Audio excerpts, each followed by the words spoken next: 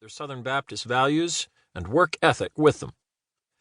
They were like parents to me when I was sent to live with them while their daughter Charlene, my mother, was living her wild life.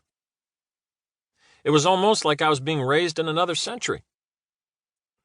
Among the old-fashioned values they instilled in me was showing respect for and obedience to your elders, or else. More than once, Daddy Charles applied the Board of Education to the seat of understanding. I absorbed those values as thoroughly as I lapped up the tasty Southern dishes my grandmother prepared: fried chicken, mashed potatoes, black-eyed peas, okra, cornbread, and a crowning achievement, buttermilk biscuits made from scratch. The large gilt-edged slab of black marble now in front of me is inscribed in gold lettering: John R. Cash, February 26, 1932, September 12, 2003. Psalm chapter 19, verse 14. Let the words of my mouth and the meditation of my heart be acceptable in thy sight, O Lord, my strength and my Redeemer.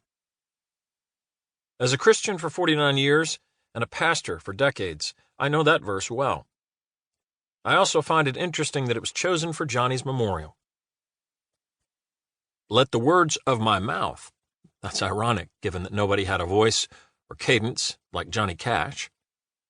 He could tell a story like he did in his iconic 1969 song, A Boy Named Sue, and he could quote scripture chapter and verse like he did in his recording of the entire New Testament. Therein lies the paradox of Johnny Cash. He was both a sinner and a saint. To many sinners, he was a saint, even a prophet-like figure, admired by idols of days gone by ranging from Elvis Presley, Paul McCartney, and Carl Perkins, to modern-day rockers like Bono, Jack White, and Trent Reznor.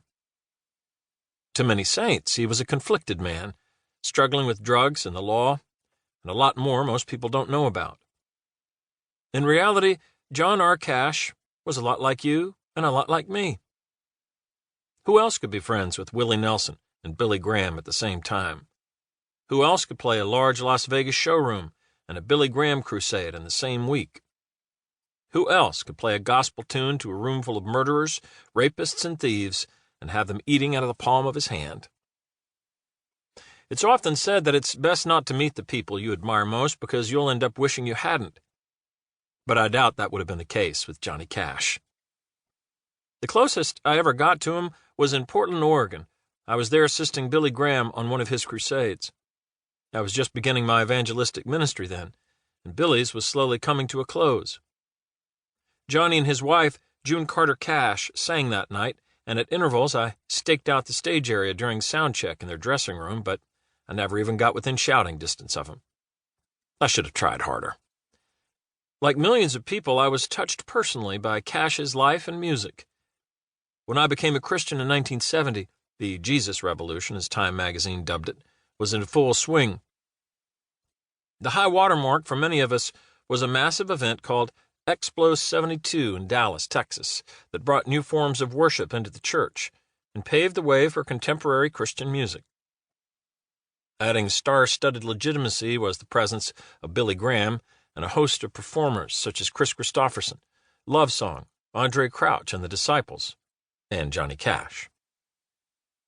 Having the famous and infamous Johnny Cash identify as one of us was a big deal. No disrespect intended, but Ernest Tubb just wouldn't have cut it. Cash was many things to many people: a country music artist who sang and acted in a rock and roll context, a social activist and a jailbird, an evangelist and an addict, a humanitarian who often stood up for the underrepresented and often butted heads with authority figures, a master storyteller and a world-class embellisher, an outlaw with the soul of a mystic, an impossible tortured man who pinballed back and forth between extremes. In addition to being the man in black, Johnny Cash was also the godfather of cool. To me, being cool is to be real and authentic. It's not the person who morphs with the latest trends. It's the person who stays true to who he is. It's authenticity, being real and original.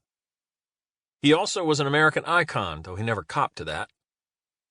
I see pimples on my nose, and I see a fat jaw where the pain has left me severely swollen, thinning hair, whatever, Cash said. Icon?